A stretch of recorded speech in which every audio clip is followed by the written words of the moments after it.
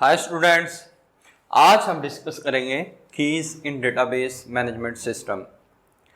The topic for today is very important, specially for the students of MCS, BSCS and ICS because normalization is associated with the keys.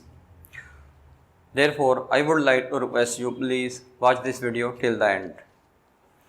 After watching this video, you will be able to understand number 1, what is key and why we need a key. Let's start with the definition of the key. An attribute or set of attributes which is used to uniquely identify a row or record in a relation is known as key in database management system. अभी जैसे definition में हमने देखा, an attribute or set of attributes means एक column या combination of column can be a key. पहली बात कि हम की किसे कहेंगे? एट्रीब्यूट्स को। वो एक भी हो सकता है, एक से ज़ायद भी हो सकते हैं। Which is use to uniquely identify a row. Unique किसे कहते हैं? यूनिक हम कहते हैं, एक वर्ड है यूनिक, मुनफरद, इस जैसा कोई और नहीं। जैसे आपका CNIC है, किसी बंदे का CNIC सेम नहीं हो सकता, पासपोर्ट नंबर है, ईमेल आईडी है, these are the unique attributes. अब वो कहता है which is use to uniquely identify a row. अब ये आपको मैं अभी एक एग्जांपल से समझाता हूँ। एक मैंने छोटा सा टेबल लिया है with the name of student where there are 3 attributes.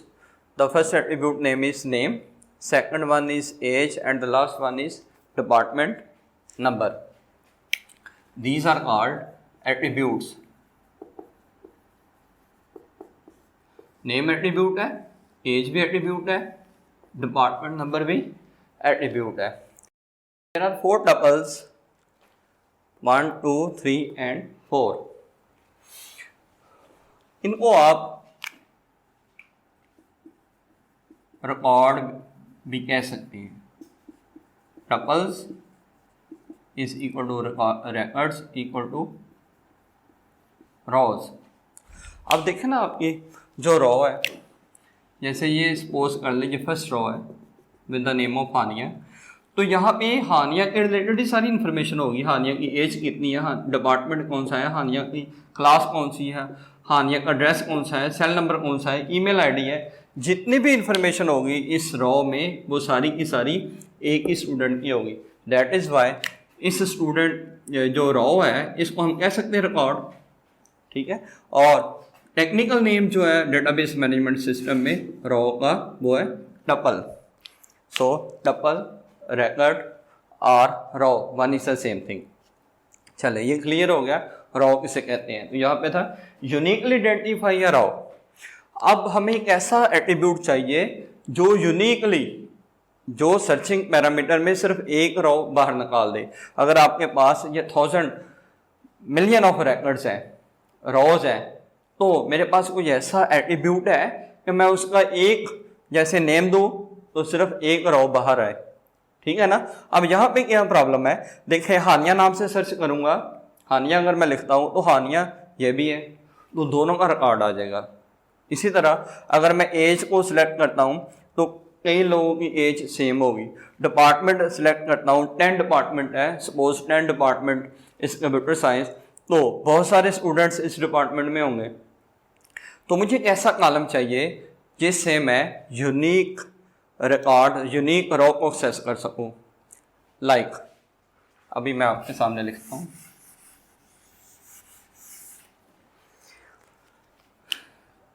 अगर मैं एक और एट्रीब्यूट ले लेता हूँ with the name of student ID और रोल नंबर, और मैं इसको दे देता हूँ 102, 103 एंड 104 एंड सो ऑन। तो यहाँ पे देखिए मेरे पास ये वाली हानिया जो है, इसका आईडी क्या हो जाएगा, या रोल नंबर या रजिस्ट्रेशन नंबर हो जाएगा 101, और ये वाला जो स्टूडेंट है सेकंड, इसका आईडी क्या हो जाएगा 103। तो दोनों का जो आईडी है वो सेम नहीं होगा, नेम बेशक सेम है। तो ये वाला जो एट्रीब्यूट है मेरे पास, ये यूज़ हो सकता है किसी एक यूनिक रो को एक्सेस करने के लिए।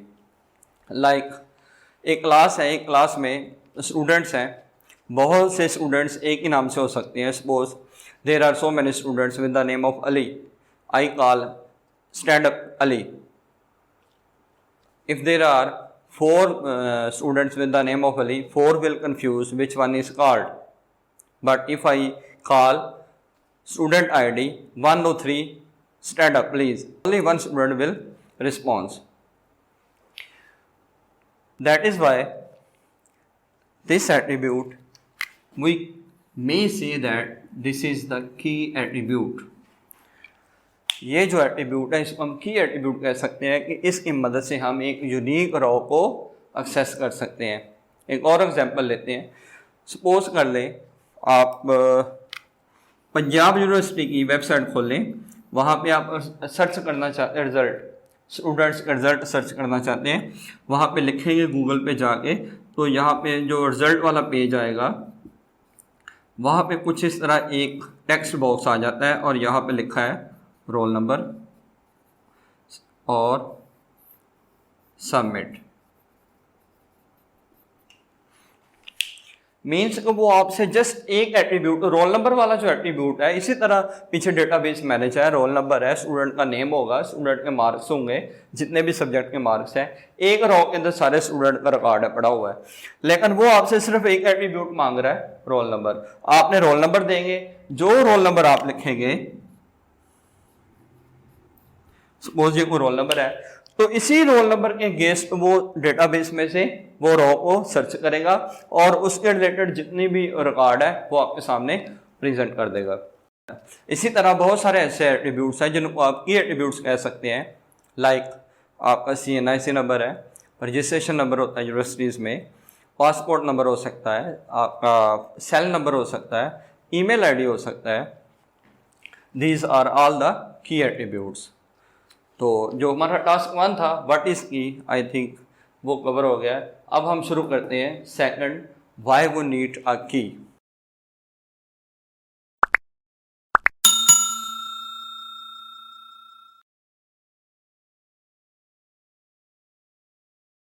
Number 1, duplication problem is removed.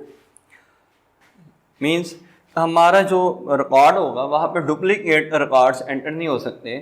जैसे अगर हम दोबारा 1 और 2, जो कि हमारे पास स्टूडेंट है with the name of Kashyap, हम दोबारा कोई गलती से ऐड करना चाहता है तो वो इसको ऐड नहीं होने देगा, चूँकि ये हमारा की एट्रीब्यूट है और की एट्रीब्यूट जो है वो रिपीट नहीं हो सकता। इसी तरह use to establish a relationship between tables, आगे जाके हम देखेंगे डिफरेंट टेबल्स के दरमियान हम रिलेशनशिप कायम करते हैं और वो रिलेशनशिप बनाने के लिए हमें की एट्रीब्यूट चाहिए, ऐसे एट्रीब्यूट चाहिए जो की एट्रीब्यूट हो। इसके बाद data integrity. Data integrity actually is, आप कह सकते हैं, accuracy and consistency of store data. देखिए, ये आप डेटा स्टोर करें तो वो आपका डेटा एक्यूरेट और कंसिस्टेंट होना चाहिए, इसी चीज़ का नाम है डेटा इंटीग्रिटी। आप टेबल में डेटा स्टोर कर रहे हो, आप ऐसे कर लेते हो, मैं कुछ एग्जांपल से आपको समझाता हूँ। आप रोल नंबर की एट्रीब्यूट देते नहीं, स्टूडेंट का नाम दे दिया, एज दे दी, डिपार्टमेंट दे दिया, वो स्टोर कर लेगा, उसकी तो कोई है नहीं, की एट्रीब्यूट तो आपने नल छोड़ा हुआ है, तो ये नहीं होने देगा, ठीक है ना। इसी तरह लाइक एज है 16, कोई ऐसा भी लिख सकता है -16। अगर आपका डेटाबेस एक्सेप्ट कर लेता है देन प्रॉब्लम। इसी तरह आपका डेटा एक्यूरेट नहीं रहेगा। सेल नंबर हो सकता है, आप सेल नंबर देते हैं, सपोज आपका सेल नंबर है 11 डिजिट में, वो ज़्यादा डिजिट ले लेता है या कम ले लेता है, तो वो भी डेटा एंटर ना करे। तो ऐसे जितने भी प्रॉब्लम्स हैं वो इंटीग्रिटी कंस्ट्रेंट्स लगा के हम रिमूव करते हैं। एक और एग्जांपल मैं आपको समझाता हूँ। ऐसा भी हो सकता है, सपोज कर ले आपके पास एक टेबल है, department number and department name. हमारे पास 3 डिपार्टमेंट है, 10, 20, 30।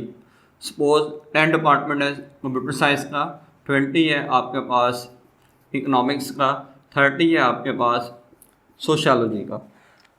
तो एक स्टूडेंट आता है, आप लिखते हो student ID is 105, name ABC कोई है, एज आप दे देते हो 20, और यहाँ पे आप कहते हो डिपार्टमेंट इज 40।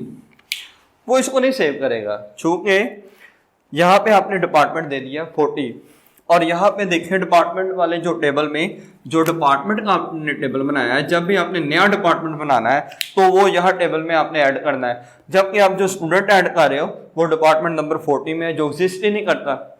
तो ऐसी जो क्यूरीज है, इनको प्रॉब्लम्स को रिमूव करने के लिए हम रिलेशनशिप लगाते हैं। ये वाला यहाँ पे इस टेबल में ये वाला हमारा जो है की एट्रीब्यूट है, देखिए डिपार्टमेंट 10 है, 20 है, 30 है, रिपीट नहीं होगा, ये आपका की एट्रीब्यूट है। और की एट्रीब्यूट का रिलेशन हम यहाँ पे भी लगाएंगे, ये डिपार्टमेंट नंबर और ये डिपार्टमेंट नंबर, इनके दरमियान में हम एक रिलेशन बना देंगे, दो टेबल्स के दरमियान में रिलेशनशिप बन जाएगा। अब क्या होगा, अब वो डिपार्टमेंट नंबर 40 को ऐड नहीं देगा, वो पहले वेरीफाई करेगा जब भी डिपार्टमेंट 40 एग्जिस्ट करता है। That is why we use relationship between the tables and key attributes यहाँ पे यूज होंगे। अगर दो टेबल्स के दरमियान में आपका रिलेशनशिप लगाना है तो आपको वहाँ पे की एट्रीब्यूट चाहिए, अगर की एट्रीब्यूट नहीं है तो उनके दरमियान में रिलेशनशिप इस्तेमाल नहीं हो सकता। तो होपफुली आज की वीडियो में आप ये अंडरस्टैंड कर सकते हैं कि which attribute can be called key and why we need a key. आपकी असाइनमेंट ये है कि आपने ये बताना है कमेंट बॉक्स में, मैं आपके सामने कुछ एट्रीब्यूट्स बोलूँगा, इन एट्रीब्यूट्स में से कौन सा एट्रीब्यूट की एट्रीब्यूट हो सकता है वो आपने कमेंट बॉक्स में मुझे लिखना है। एक आपके पास है एम्प्लॉय का नेम है, एम्प्लॉय का एड्रेस है, एम्प्लॉय का सिटी है और एम्प्लॉय की ईमेल आईडी है। इन चारों में से कौन सा एट्रीब्यूट की एट्रीब्यूट हो सकता है ये आपने कमेंट बॉक्स में आपने मुझे बताना है। वीडियो अगर अच्छी लगी है तो प्लीज़ इसको लाइक कीजिएगा और सब्सक्राइब कीजिएगा। अल्लाह हाफिज़।